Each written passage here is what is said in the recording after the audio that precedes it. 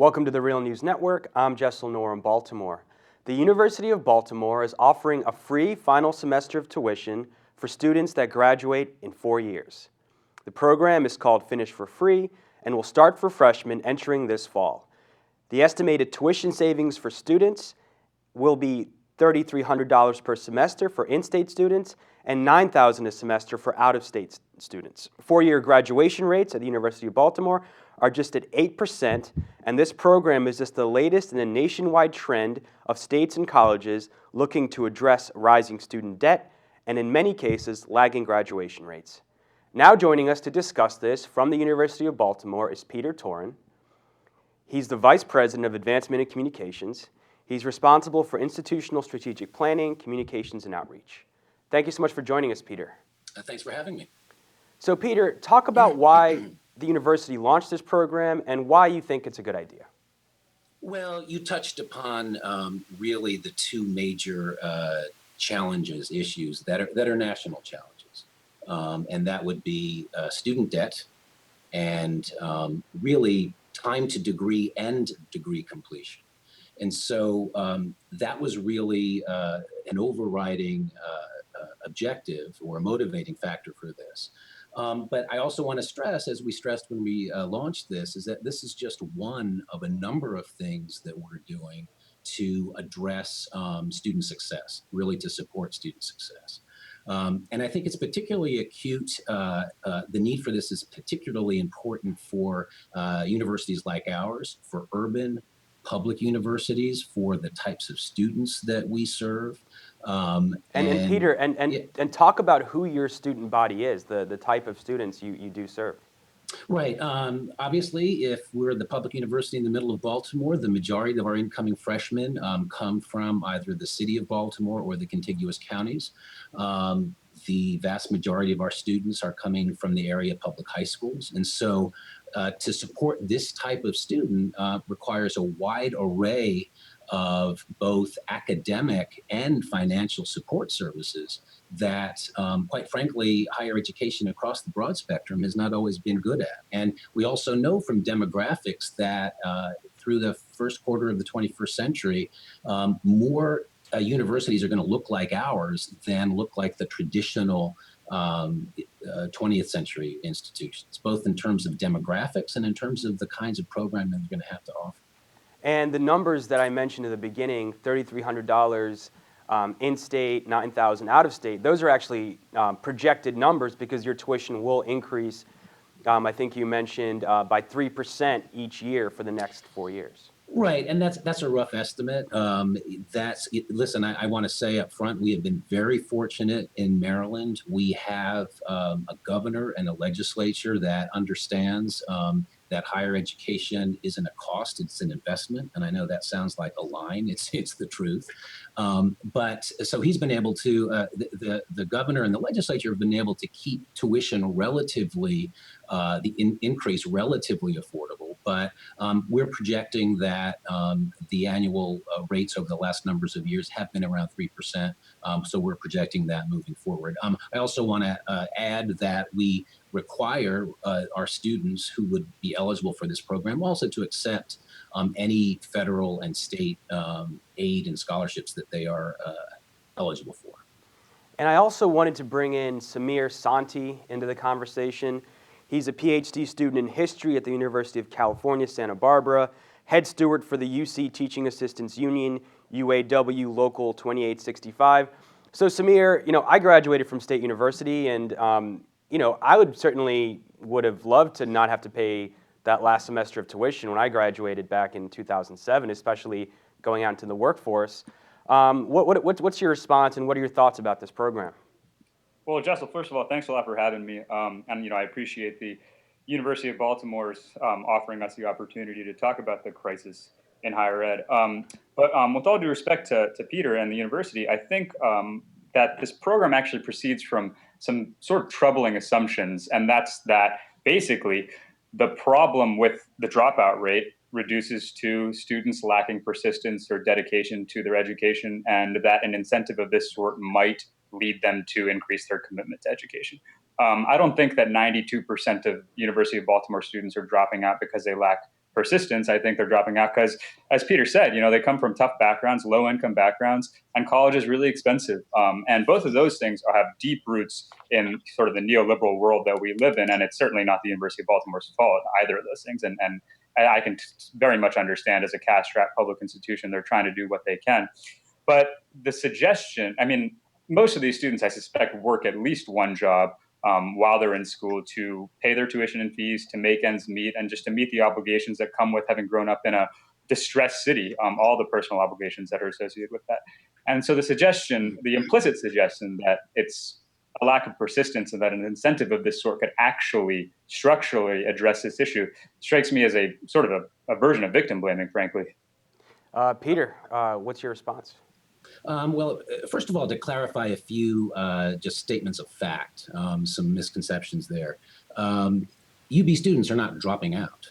As most of us know, students are simply taking longer to complete their degree. And as I mentioned at the outset, one of the objectives here is to support those students for whom graduating in 4 years is a possibility.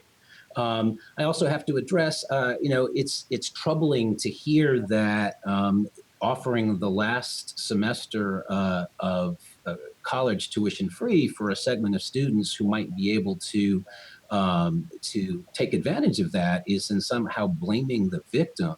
The logic of that escapes me, but the real truth is, as we mentioned, and as I said very much at the outset, attacking the problem of degree completion, time to degree, and student debt is a multivariable equation. It's very simple to use broad brushes and simplistic answers to what is a complex problem. And so I think what we can agree with and do agree with is that the kinds of students that we serve have a lot of challenges. These are not spoon-fed kids who are going off for a 4-year idle somewhere. What we're trying to address, and again, we're doing a lot of different things, but what we're trying to say is, for those students for whom this is possible, we want to make that, provide that support. Maybe it means, as Samir said, that you don't have to work as much. Maybe that's there. We're also, and again, the other things that have to play into this is, how are we using foundational and developmental education so that those students who need it, and most of our students do, can get that foundational support, but also not delay time to degree. Does this program work for everyone? Of course not. Is it something that urban college-going students should at least have the opportunity to take advantage of? We think so. And Peter, Samir also raised the issue that what this program isn't. I mean, it's not its goal to address, but it's something that's not really being addressed in society overall. Are the structural barriers or structural problems and inequalities that students, young people, all young people today face in graduating college and also getting employment? What are your response to those concerns as well? My sense is in that area, we are in complete agreement. I think that the most fundamental change in American higher education happened with the GI Bill. And I think we need a new GI Bill for the 21st century that addresses a changing demographic, just as there was a changing demographic of college-going students back then. Of course, those were the veterans returning from the war. We have a changing demographic in our society now. And if we all believe that, and this is going to sound a little high-minded, but that education is a bedrock of the American dream, then we've got to do something about it. I would also caution us to look beneath and a little more carefully at the student debt crisis issue. We need to talk about what's happening with the for-profits. Student default has skyrocketed among students at the for-profits. And what personally I would like to see, everyone talks about the debt that students who graduate college have to assume.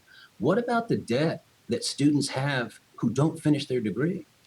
No one seems to be studying that. And Samir, so let's get your response. Would you support, or do you think there is a broad support for something like Peter suggested, a kind of new 21st century, the GI Bill, a federal program that would help students go back to school? And talk about the issue of the massive student debt. I've heard a recent number thrown out around $1 trillion across the country. Yeah, I mean, I couldn't agree more with Peter about the need for, a new GI Bill. I would say a GI Bill for all. I think the most recent number suggests that to pay for every single student enrolled in 2- and 4-year public colleges and universities across the country would cost something like 4% of the federal budget. The original GI Bill itself, which again, as Peter noted, only applied to veterans, cost 15% of the federal budget in 1948. So, for a fraction of what we paid for the original GI Bill, we can make college free for everyone. So it's hardly fiscally impossible, right? As far as student debt, yeah, you're right. It's $1 trillion now, as per the last measurements from the New York Fed, and it's hard to imagine how this generation, given the job opportunities that are available or unavailable, is going to pay that down. And it seems to me like a ticking time bomb. But I also want to just respond briefly to the point about the victims. And my point here is not to suggest that the University of Baltimore is any way the perpetrator or the culprit or to these students or the victims. But I think the program proceeds from a logic which I think is pretty widespread, that some kind of exhortation or incentive can help these students cross the finish line. And as Peter and I'm sure we both agree, the problems are so deep that while this maybe will help a small percentage, it's unlikely to affect the 92%, a significant percentage of the 92% of the University of Baltimore students that are having a hard time get their degrees. Peter, we're almost out of time, but I'll give you a chance to respond to Samir's statement. Again, I think that we have more agreement here than not. Two quick things. Obviously, we're doing this because we identify the student debt issue, and the $1 trillion is a big number. I don't want to leave with the impression that college is a bad investment. 73% of students will graduate with student debt below $25,000, less than the average price of a new car. And it's clear that that college degree will have economic, and I hope, other kinds of benefits to that student throughout their life. So I don't want to make it sound like, because $1 trillion is a big number. But we interviewed students. There were students around yesterday, even though it's spring break, about this program, current students. What would it mean to you? And, I don't want to make this simply an emotional appeal, but, one student who is really the type of student we serve said, I came here as the child of a single mother. This program would really have helped motivate me. Now, would that student have made it through 4 years? No, but the other, I don't think motivating students for often who don't have this kind of support throughout their educational careers is a bad thing in and of itself. I would love for this program to be overwhelmingly successful so that we got to figure out a way to pay for it. But what it really is, as I said from the very beginning, is one piece of a myriad number of ways that we, and I'm hoping it's the larger we, have to address, let's just call it that 21st century GI Bill. Well, I want to thank you both for joining us, and we'll have to hold the conversation there, but we'll certainly follow up on these important issues in future segments. I want to thank you both. Peter Toran, he's University of Baltimore's Vice President of Advancement and Communications. Also want to thank Samir Sonti, PhD student in history at the University of California, Santa Barbara. Thank you both for joining us. Thanks, Jason. Thank you. You can follow us at The Real News on Twitter. Tweet me questions and comments at Jessel Noor. Thank you so much for joining us.